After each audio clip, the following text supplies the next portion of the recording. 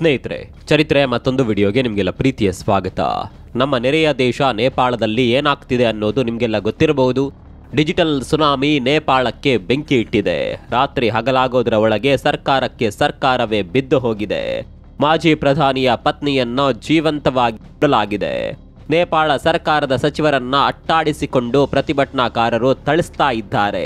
ನಿಮ್ಮಲ್ಲಿ ತುಂಬಾ ಜನ ಇದೊಂದು ಸೋಷಿಯಲ್ ಮೀಡಿಯಾ ಬ್ಯಾನ್ ವಿರುದ್ಧದ ಪ್ರತಿಭಟನೆ ಅಂತ ಅಂದುಕೊಂಡಿರಬಹುದು. ಆದರೆ ಅಸಲಿ ಕಾರಣ ಇದಲ್ಲ. ನೇಪಾಳ ಭ್ರಷ್ಟಾಚಾರದ ಕೂಪದಲ್ಲಿ ಬಿದ್ದಿತ್ತು. ಅಲ್ಲಿನ ರಾಜಕಾರಣಿಗಳು ಐಷಾರಾಮಿ ಜೀವನ ಮಾಡ್ತಾ ಇದ್ರು. ಜನರ ದುಡ್ಡಲ್ಲಿ ಮೋಜು ಮಸ್ತಿ ಮಾಡ್ತಾ ಇದ್ರು. ಬಡವರ ಮಕ್ಕಳು ಉದ್ಯೋಗ ಇಲ್ಲದೆ ಒಂದು ಹೊತ್ತಿನ ಊಟಕ್ಕೆ ಪರಿತಪಿಸುತ್ತಿದ್ರೆ, ರಾಜಕಾರಣಿಗಳ ಮಕ್ಕಳು ಮಾತ್ರ ವಿದೇಶದಲ್ಲಿ ಲಕ್ಸುರಿ ಲೈಫ್ ಲೀಡ್ ಮಾಡ್ತಾ ಇದ್ರು. ರಾಜಕಾರಣಿಗಳ ಮಕ್ಕಳು ವಿದೇಶದಲ್ಲಿ ಬಿಂದಾಸ್ ಆಗಿ ಬದುಕ್ತಾ ಇದ್ರೆ, ನೇಪಾಳದಲ್ಲಿ ಯುವಕರು ಮಾತ್ರ ಕೆಲಸವಿಲ್ಲದೆ ಸರಿಯಾದ ಶಿಕ್ಷಣವಿಲ್ಲದೆ ಒದ್ದಾಡ್ತಾ ಇದ್ರು. ಎಷ್ಟು ದಿನ ಅಂತ ಸುಮ್ಮನೆ ಇರೋದಕ್ಕಾಗುತ್ತೆ ಹೇಳಿ? ನಿಧಾನವಾಗಿ ಸರ್ಕಾರದ ವಿರುದ್ಧ, ಸರ್ಕಾರದಲ್ಲಿ ಆಗ್ತಾ ಇದ್ದ ಭ್ರಷ್ಟಾಚಾರದ ವಿರುದ್ಧ, ನಿರುದ್ಯೋಗ ಸಮಸ್ಯೆಯ ವಿರುದ್ಧ ಯುವಕರು ಪ್ರಶ್ನೆ ಮಾಡೋದಕ್ಕೆ ಶುರು ಮಾಡ್ತಾರೆ. ಸೋಷಿಯಲ್ ಮೀಡಿಯಾಗಳಲ್ಲಿ ಚರ್ಚೆ ಮಾಡೋದಕ್ಕೆ ಶುರು ಮಾಡ್ತಾರೆ. ಯಾವಾಗ ಸರ್ಕಾರದ ವಿರುದ್ಧ ಡಿಜಿಟಲ್ ಕದನ ಶುರುವಾಯಿತೋ ಆಗಲೇ ಸರ್ಕಾರ ಒಂದು ಕಾರಣ ನೀಡಿ ಸೋಷಿಯಲ್ ಮೀಡಿಯಾಗಳನ್ನೇ ಬ್ಯಾನ್ ಮಾಡಿಬಿಡುತ್ತೆ. ಸರ್ಕಾರದ ಈ ನಿರ್ಧಾರ ಉರಿಯುವ ಬೆಂಕಿಗೆ ತುಪ್ಪ ಸುರಿದು ಬಿಟ್ಟಿತ್ತು. ಮುಂದೆ ನಡೆದಿದ್ದು ಕ್ರಾಂತಿ. ಹೀಗಾಗಿ ನೇಪಾಳದಲ್ಲಿ ಪ್ರತಿಭಟನೆ ಆಗಿದ್ದು ಕೇವಲ ಸೋಷಿಯಲ್ ಮೀಡಿಯಾ ಬ್ಯಾನ್ ವಿಚಾರಕ್ಕೆ ಅಂತ ಅಂದುಕೊಳ್ಳೋದಕ್ಕೆ ಹೋಗಬೇಡಿ.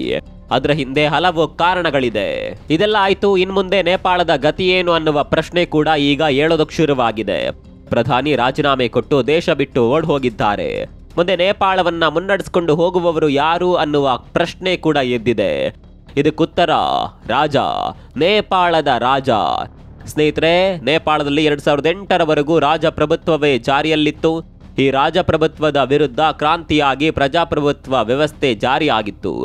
ಅಲ್ಲಿಂದ ಸರ್ಕಾರದ ಆಡಳಿತ ಶುರುವಾಗುತ್ತೆ. ಈ ಪ್ರಜಾಪ್ರಭುತ್ವ ನೇಪಾಳವನ್ನ ಉನ್ನತ ಮಟ್ಟಕ್ಕೆ ತೆಗೆದುಕೊಂಡು ಹೋಗುವ ಬದಲು ಅವನತಿಗೆ ದೂಡಿದ್ದೇ ಹೆಚ್ಚು. ರಾಜಕಾರಣಿಗಳ ಭ್ರಷ್ಟಾಚಾರ ಇಡೀ ನೇಪಾಳವನ್ನೇ ಲೂಟಿ ಮಾಡಿದೆ. ಹೀಗಾಗಿ ನೇಪಾಳದಲ್ಲಿ ಈಗ ಮತ್ತೊಮ್ಮೆ ರಾಜಪ್ರಭುತ್ವದ ಕಡೆ ಜನ ವಾಲಿದ್ದಾರೆ.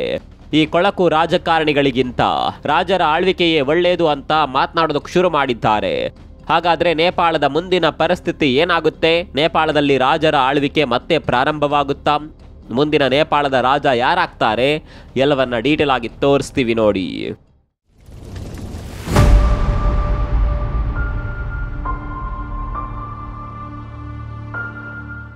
ಸ್ನೇಹಿತರೆ, ನೇಪಾಳದಲ್ಲಿ 2008ರವರೆಗೆ ರಾಜರ ಆಳ್ವಿಕೆ ಇತ್ತು. ಇಂಟ್ರೆಸ್ಟಿಂಗ್ ಸಂಗತಿ ಅಂದರೆ ಅಲ್ಲಿವರೆಗೆ ಜಗತ್ತಿನ ಏಕೈಕ ಹಿಂದೂ ದೇಶ ನೇಪಾಳವಾಗಿತ್ತು. ಆದರೆ ಯಾವಾಗ ಪ್ರಜಾಪ್ರಭುತ್ವ ವ್ಯವಸ್ಥೆ ಜಾರಿಯಾಗಿ ಸರ್ಕಾರ ಆಡಳಿತಕ್ಕೆ ಬರುತ್ತೋ ಅಲ್ಲಿಂದ ನೇಪಾಳ ಜಾತ್ಯತೀತ ದೇಶವಾಗುತ್ತೆ.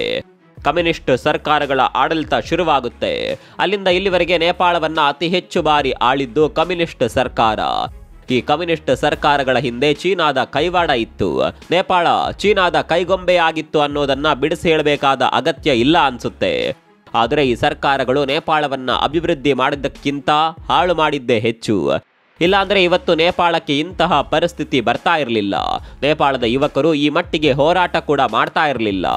ಇಂಟ್ರೆಸ್ಟಿಂಗ್ ಸಂಗತಿ ಅಂದ್ರೆ ಪ್ರಜಾಪ್ರಭುತ್ವ ಜಾರಿಯಾದ ಮೇಲೆ ನೇಪಾಳದಲ್ಲಿ ಇಲ್ಲಿವರೆಗೆ ಬರೋಬ್ಬರಿ 15 ಪ್ರಧಾನಿಗಳು ಬದಲಾಗಿದ್ದಾರೆ. ಅಂದ್ರೆ ಜಸ್ಟ್ 17 ವರ್ಷಗಳಲ್ಲಿ ನೇಪಾಳ 15 ಸಲ ಪ್ರಧಾನಿಗಳನ್ನ ಬದಲಾವಣೆ ಮಾಡಿದೆ. ನೇಪಾಳದಲ್ಲಿ ಯಾವ ಮಟ್ಟಿಗೆ ರಾಜಕೀಯ ಅಸ್ಥಿರತೆ ಇದೆ ಅನ್ನೋದು ಇದರಲ್ಲಿ ನಿಮಗೆ ಅರ್ಥವಾಗಬಹುದು. ಇದೇ ಕಾರಣಕ್ಕೆ ನೇಪಾಳದ ಜನ ಈ ರಾಜಕಾರಣಿಗಳ ಸಹವಾಸವೇ ಬೇಡ, ಮತ್ತೆ ನೇಪಾಳದಲ್ಲಿ ರಾಜಪ್ರಭುತ್ವ ಬರಲಿ ಅಂತ ಹೋರಾಟ ಮಾಡ್ತಾ ಇದ್ದಾರೆ. ಇವತ್ತು ರಾಜಕಾರಣದ ವಿರುದ್ಧ ಯಾವ ರೀತಿಯ ಹೋರಾಟ ಆಗ್ತಾ ಇದೆಯಲ್ಲ, ಅದೇ ರೀತಿಯ ಹೋರಾಟ ರಾಜಪ್ರಭುತ್ವದ ವಿರುದ್ಧ ಕೂಡ ಆಗಿತ್ತು. ಹೌದು, 1996ರಲ್ಲಿ ಮಾವೋವಾದಿಗಳು ನೇಪಾಳದಲ್ಲಿ ರಾಜಪ್ರಭುತ್ವ ನಿಲ್ಲಬೇಕು ಅಂತ ಹೋರಾಟ ಶುರು ಮಾಡ್ತಾರೆ. ಈ ಹೋರಾಟ ಸುಮಾರು 10 ವರ್ಷಗಳ ಕಾಲ ನಡೆಯುತ್ತೆ. ಜನ ಕೂಡ ರಾಜಪ್ರಭುತ್ವದ ವಿರುದ್ಧ ಹೋಗ್ತಾರೆ. ಅಂದಿನ ರಾಜ ಜ್ಞಾನೇಂದ್ರ ವಿರುದ್ಧ ಜನಾಕ್ರೋಶ ವ್ಯಕ್ತವಾಗಿತ್ತು. ಈ ಆಕ್ರೋಶಕ್ಕೆ ಮಣಿದ ಜ್ಞಾನೇಂದ್ರ ರಾಜಪಟ್ಟದಿಂದ ಕೆಳಗಿಳಿದು ಪ್ರಜಾಪ್ರಭುತ್ವಕ್ಕೆ ಒಪ್ಪಿಗೆ ಸೂಚಿಸುತ್ತಾರೆ. 2008ರಲ್ಲಿ ನೇಪಾಳ ಒಂದು ಪ್ರಜಾಪ್ರಭುತ್ವ ದೇಶವಾಗಿ ಹೊರಹೊಮ್ಮುತ್ತೆ. ಸ್ನೇಹಿತರೆ, ನಿಮಗೆ ಗೊತ್ತಿರಲಿ, ಅಂದು ರಾಜಪ್ರಭುತ್ವದ ವಿರುದ್ಧ ನಡೆದ ಹೋರಾಟದಲ್ಲಿ 15,000ಕ್ಕೂ ಹೆಚ್ಚು ಜನ ಪ್ರಾಣ ಕಳೆದುಕೊಂಡಿದ್ರು. ಅವತ್ತು ರಾಜ ಜ್ಞಾನೇಂದ್ರ ಶಾ ಕೂಡ ಅಧಿಕಾರ ಉಳಿಸಿಕೊಳ್ಳೋದಕ್ಕೆ ತುಂಬಾನೇ ಪ್ರಯತ್ನ ಪಟ್ಟಿದ್ರು. ಸೇನೆಯನ್ನ ಬಳಸಿಕೊಂಡು ಹೋರಾಟಗಾರರನ್ನ ಹತ್ತಿಕ್ಕುವ ಪ್ರಯತ್ನವನ್ನ ಮಾಡಲಾಗಿತ್ತು. ಆದರೆ ಜನ ಇದ್ಯಾವುದಕ್ಕೂ ಮಣಿಯದೆ ದೊಡ್ಡ ಮಟ್ಟದ ಹೋರಾಟಗಳನ್ನೇ ಮಾಡ್ತಾರೆ. ಕೊನೆಗೆ ಜನ ಆಂದೋಲನಕ್ಕೆ ಮಣಿದ ಜ್ಞಾನೇಂದ್ರ ಶಾ ಅಧಿಕಾರದಿಂದ ಕೆಳಗಿಳಿದು ಪ್ರಜಾಪ್ರಭುತ್ವ ವ್ಯವಸ್ಥೆಗೆ ದಾರಿ ಮಾಡಿಕೊಡ್ತಾರೆ. ಈಗ ಎಂತಹ ಪರಿಸ್ಥಿತಿ ಬಂದಿದೆ ನೋಡಿ. ಯಾವ ಜನ ಜ್ಞಾನೇಂದ್ರ ಶಾರನ್ನ ಅಧಿಕಾರದಿಂದ ಇಳಿಸಲು ಹೋರಾಟ ಮಾಡಿದ್ರು, ಅದೇ ಜನ ಈಗ ಜ್ಞಾನೇಂದ್ರ ಅವರೇ ಮತ್ತೆ ರಾಜ ಆಗಬೇಕು ಅಂತ ಹೋರಾಟ ಮಾಡೋದಕ್ಕೆ ಬೀದಿಗಿಳಿದು ಬಿಟ್ಟಿದ್ದಾರೆ. ಸದ್ಯ ಸಾಮಾನ್ಯ ಜನರಂತೆ ಜೀವನ ಸಾಗಿಸ್ತಾ ಇರುವ ಅಂದಿನ ರಾಜ ಜ್ಞಾನೇಂದ್ರ ಮತ್ತೊಮ್ಮೆ ರಾಜ ಗದ್ದುಗೆಯಲ್ಲಿ ಕುಳಿತುಕೊಳ್ಳಬೇಕು ಅಂತ ಹೋರಾಟಗಾರರು ಒಕ್ಕೊರಲಿನಿಂದ ಆಗ್ರಹ ಮಾಡ್ತಾ ಇದ್ದಾರೆ. ಅಂದ ಹಾಗೆ ರಾಜಪ್ರಭುತ್ವ ಮತ್ತೊಮ್ಮೆ ಸ್ಥಾಪನೆ ಆಗಬೇಕು ಅಂತ ಹೋರಾಟ ಶುರುವಾಗಿದ್ದು ಈಗ ಅಂತ ಅಂದುಕೊಳ್ಳಬೇಡಿ. ಕಳೆದ ಮಾರ್ಚ್ನಿಂದಲೇ ಈ ಹೋರಾಟ ಶುರುವಾಗಿತ್ತು. ಭ್ರಷ್ಟ ರಾಜಕೀಯದಿಂದ ಬೇಸತ್ತ ಜನ ಜ್ಞಾನೇಂದ್ರ ಶಾ ಮತ್ತೊಮ್ಮೆ ಅಧಿಕಾರ ವಹಿಸಿಕೊಳ್ಳಿ ಅಂತ ಘೋಷಣೆಗಳನ್ನ ಕೂಗಿ ಹೋರಾಟ ಮಾಡೋದಕ್ಕೆ ಶುರು ಮಾಡಿದ್ರು. ಇನ್ನು ಇದರಲ್ಲಿ ಹಿಂದೂ ಹೋರಾಟ ಕೂಡ ಇತ್ತು. ಹಿಂದಿನಂತೆಯೇ ನೇಪಾಳ ಹಿಂದೂ ದೇಶವಾಗಬೇಕು ಅನ್ನುವ ಕೂಗು ಕೂಡ ಎದ್ದಿತ್ತು. ಈ ಹೋರಾಟ ಮುಂದೆ ಎಲ್ಲಿ ಹೋಗಿ ನಿಲ್ಲುತ್ತೆ ಅನ್ನುವ ಸಣ್ಣದೊಂದು ಸೂಚನೆ ಅಂದೇ ನೇಪಾಳ ಸರ್ಕಾರಕ್ಕೆ ಸಿಕ್ಕಿತ್ತು ಅನ್ಸುತ್ತೆ. ಹೀಗಾಗಿ ಅಂದೇ ಹೋರಾಟವನ್ನ ಹತ್ತಿಕ್ಕುವ ಪ್ರಯತ್ನವನ್ನ ಸರ್ಕಾರ ಮಾಡುತ್ತೆ. ಪ್ರತಿಭಟನಾಕಾರರ ವಿರುದ್ಧ ಲಾಠಿ ಚಾರ್ಜ್ ಮಾಡಿ ಗಾಳಿಯಲ್ಲಿ ಗುಂಡು ಹಾರಿಸಲಾಗಿತ್ತು.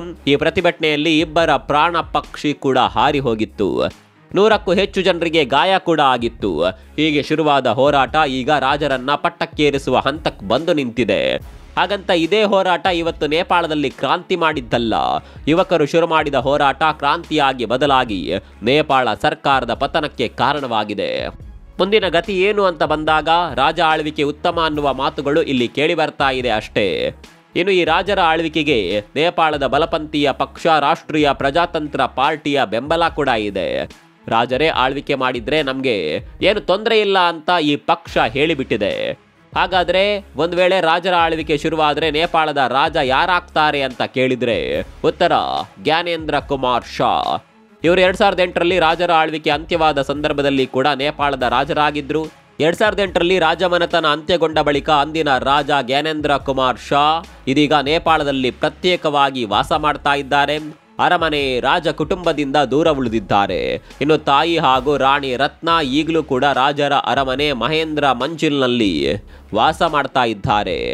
ಇನ್ನು ರಾಜರ ಕೆಲವು ಕುಟುಂಬಸ್ಥರು ಸಿಂಗಾಪುರದಲ್ಲಿ ನೆಲೆಸಿದ್ದಾರೆ. ಜ್ಞಾನೇಂದ್ರ ಕುಮಾರ್ ಶಾ ಮೊಮ್ಮಕ್ಕಳು ಅಮೆರಿಕದಲ್ಲಿ ನೆಲೆಸಿದ್ದಾರೆ. ಅದೇನೇ ಇರಲಿ, ನೇಪಾಳ ಹೊಸದೊಂದು ಹೋರಾಟಕ್ಕೆ ನಾಂದಿ ಹಾಡಿದೆ. ಕಳೆದ 4-5 ಶತಮಾನಗಳಿಂದ ಈ ಜಗತ್ತಿನಾದ್ಯಂತ ಪ್ರಜಾಪ್ರಭುತ್ವ ಒಂದು ರೀತಿಯಾಗಿ ಹರಡ್ತಾ ಇದೆ. ಪ್ರಜಾಪ್ರಭುತ್ವದ ಅರ್ಥ ಏನು ಅನ್ನೋದು ನಿಮ್ಗೆ ಗೊತ್ತಿರಬಹುದು. ಜನರಿಂದ ಆಯ್ಕೆಯಾಗುವ ಜನಪ್ರತಿನಿಧಿಗಳಿಂದ ಆಗುವ ಆಡಳಿತವನ್ನ ಪ್ರಜಾಪ್ರಭುತ್ವ ಅಂತ ಕರೀತಾರೆ. ಸಿಂಪಲ್ ಆಗಿ ಹೇಳಬೇಕು ಅಂದ್ರೆ ಇಲ್ಲಿ ಪ್ರಜೆಗಳೇ ಪ್ರಭುಗಳು. ತುಂಬಾ ದೇಶಗಳಲ್ಲಿ ರಾಜಪ್ರಭುತ್ವ ಹೋಗಿ ಪ್ರಜಾಪ್ರಭುತ್ವ ಸ್ಥಾಪನೆ ಆಗಿದೆ. ಕೆಲವು ಕಡೆ ರಾಜಪ್ರಭುತ್ವ ಇರುವ ದೇಶಗಳಲ್ಲಿ ಪ್ರಜಾಪ್ರಭುತ್ವಕ್ಕಾಗಿ ಹೋರಾಟಗಳು ನಡೀತಾ ಇದೆ. ಕೇವಲ ರಾಜಪ್ರಭುತ್ವ ಮಾತ್ರವಲ್ಲ, ಸರ್ವಾಧಿಕಾರ ಇರುವ ದೇಶಗಳಲ್ಲಿ ಕೂಡ ಪ್ರಜಾಪ್ರಭುತ್ವ ಸ್ಥಾಪನೆಗಾಗಿ ದೊಡ್ಡ ಮಟ್ಟದ ಹೋರಾಟ ಆಗ್ತಾ ಇರುವ ಬಗ್ಗೆ ಸುದ್ದಿಗಳನ್ನು ನೀವು ನೋಡಿರಬಹುದು. ಆದರೆ ನೇಪಾಳದಲ್ಲಿ ಮಾತ್ರ ರಾಜಕಾರಣಕ್ಕೆ ಬೇಸತ್ತ ಜನ ರಾಜಪ್ರಭುತ್ವವೇ ಬೇಕು ಅಂತಿದ್ದಾರೆ. ಸದ್ಯದ ಮಟ್ಟಿಗೆ ನೇಪಾಳದ ಸೇನೆಯ ಕೈಯಲ್ಲಿ ಆಡಳಿತ ಇದೆ. ಸ್ವಲ್ಪ ದಿನದ ಮಟ್ಟಿಗೆ ಸೇನೆಯೇ ಎಲ್ಲವನ್ನ ಕಂಟ್ರೋಲ್ಗೆ ತೆಗೆದುಕೊಳ್ಳಬಹುದು. ಹೋರಾಟಗಳು ತಿಳಿಯಾದ ಬಳಿಕವೇ ಮುಂದಿನ ಪರಿಸ್ಥಿತಿ ಬಗ್ಗೆ ಫೈನಲ್ ಆಗಬಹುದು. ಯುವಕರು ಮನಸ್ಸು ಮಾಡಿದ್ರೆ ಎಂತಹ ಕ್ರಾಂತಿಯಾಗುತ್ತೆ ಅನ್ನೋದಕ್ಕೆ ನೇಪಾಳವೇ ಸಾಕ್ಷಿ. ಸೀತೆಯ ನಾಡು ಇನ್ನಾದರೂ ಸಹಜ ಸ್ಥಿತಿಗೆ ಬರಲಿ ಅಂತ ಭಾರತ ಹಾರೈಸ್ತಾ ಇದೆ. ನೇಪಾಳದ ಇಂದಿನ ಸ್ಥಿತಿಗತಿ ಬಗ್ಗೆ ನಿಮ್ಮ ಅಭಿಪ್ರಾಯವನ್ನು ಕಾಮೆಂಟ್ ಮಾಡಿ. ಮತ್ತೊಂದು ವಿಡಿಯೋದಲ್ಲಿ ಸಿಗೋಣ. ಅಲ್ಲಿವರೆಗೂ ನಮಸ್ಕಾರ.